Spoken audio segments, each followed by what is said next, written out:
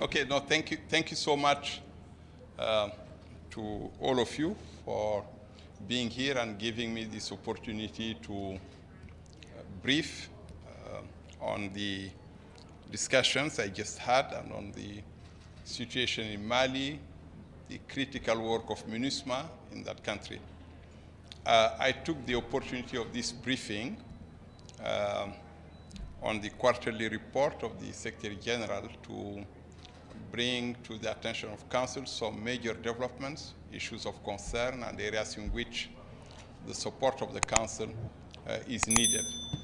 In particular, I highlighted the current situation in the Menaka region, where terrorist groups have been very active, fighting among themselves, but also attacking civilians relentlessly and leading to a very concerning humanitarian situation with thousands of IDPs seeking protection in Menaka city. I, of course, in that context, highlighted the work that MINUSMA is doing, vital work of MINUSMA in protecting Menaka in conjunction with the Malian Defense and Security Forces and ensuring that IDPs fleeing violence from the countryside can be protected. And I believe that work is absolutely critical and must continue.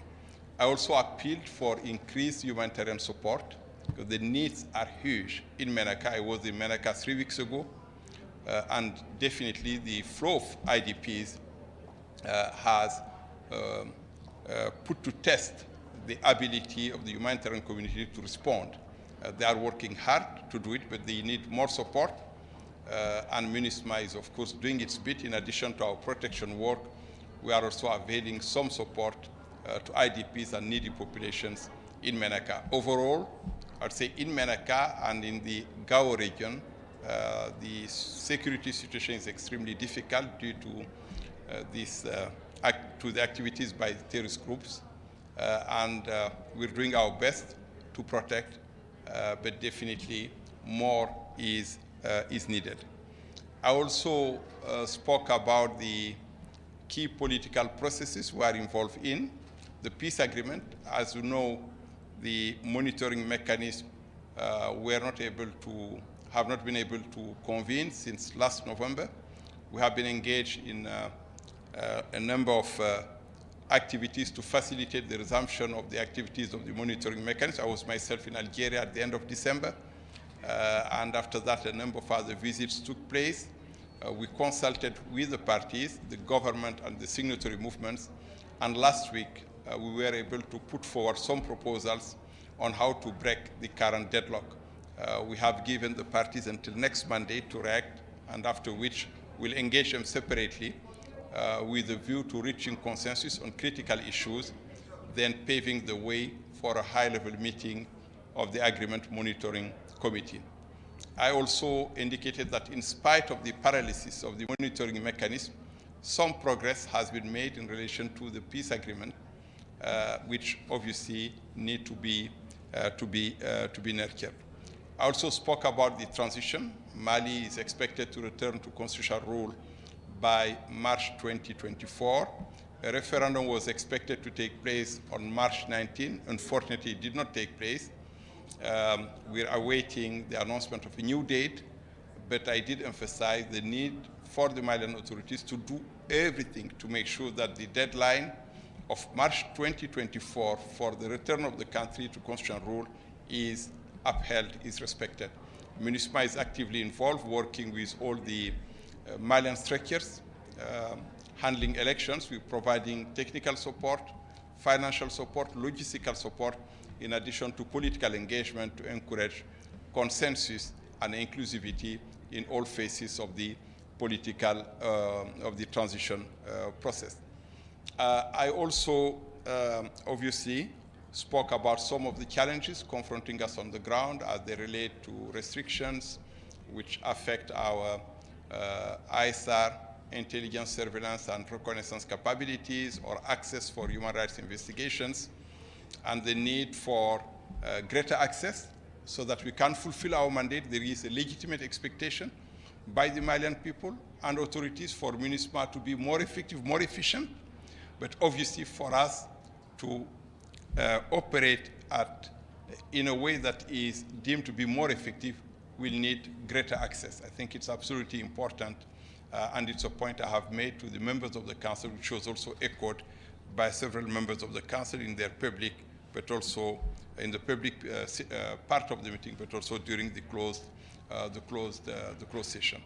The issue of the review came up, but as you know, discussions on mandate renewal will start probably pretty soon. A number of options were put forward along with parameters whose fulfillment will make it easier for us to work. We look forward to that, but I did indicate that the mission plays a vital role in Mali and that every effort should be made to provide it with the resources, the capabilities it needs to be of support of the Malian people in their moments of need. These are the few points I made, but obviously I'm at your disposal to respond to questions.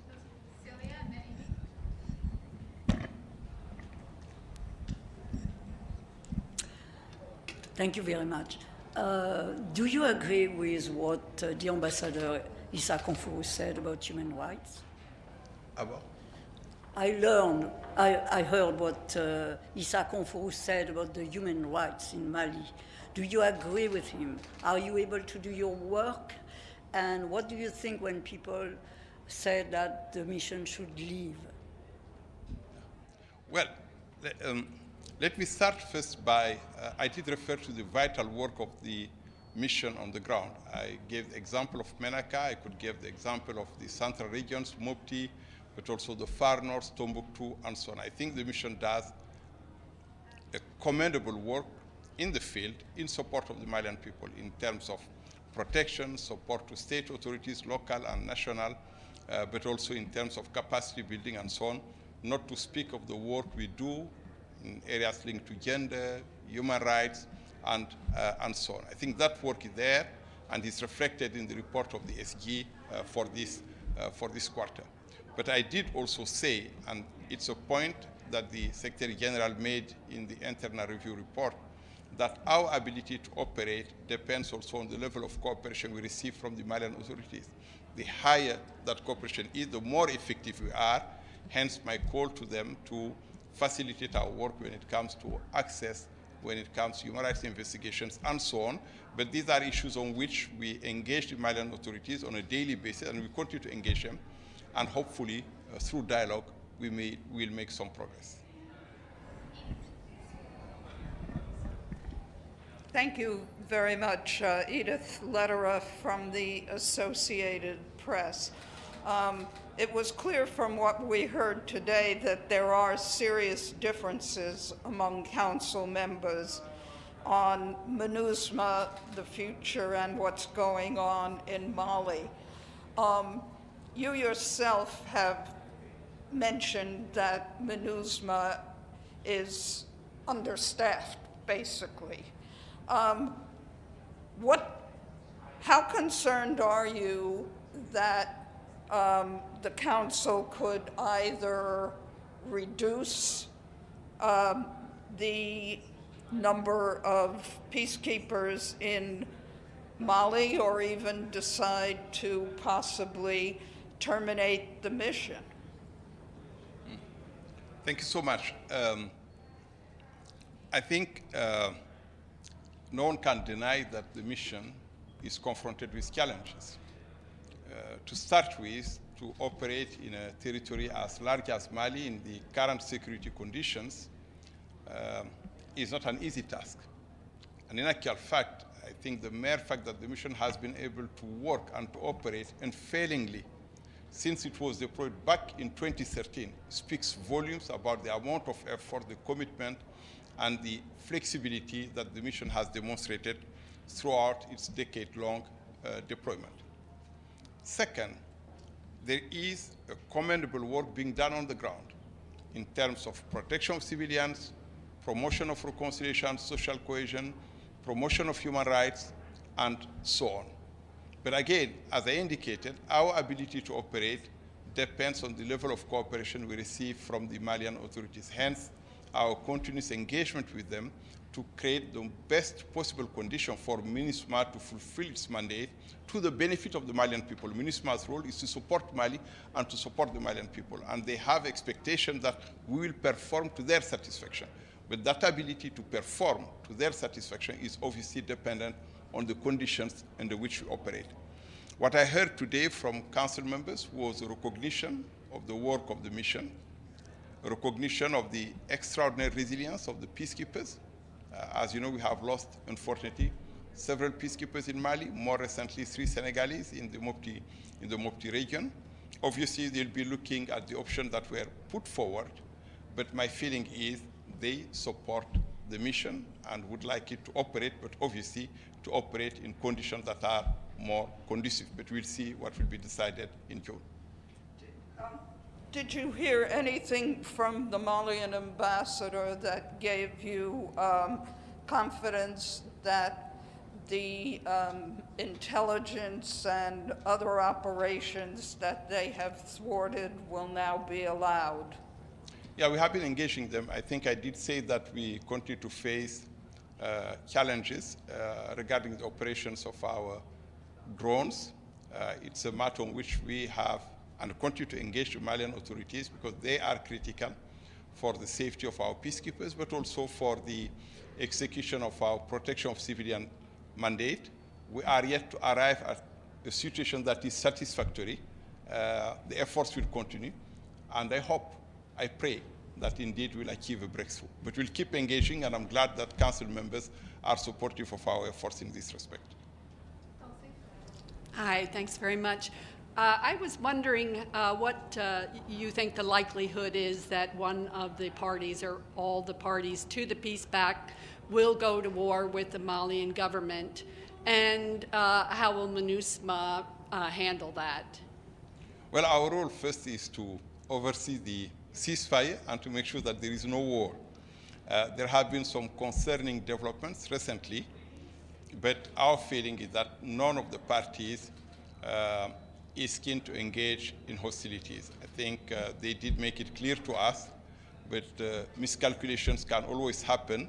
Hence, our appeal, which I repeated today, for all parties to avoid actions and statements that could complicate the ongoing efforts. I did also indicate that we have submitted proposals to the parties with the view to resuming the work of the monitoring mechanism of the peace agreement.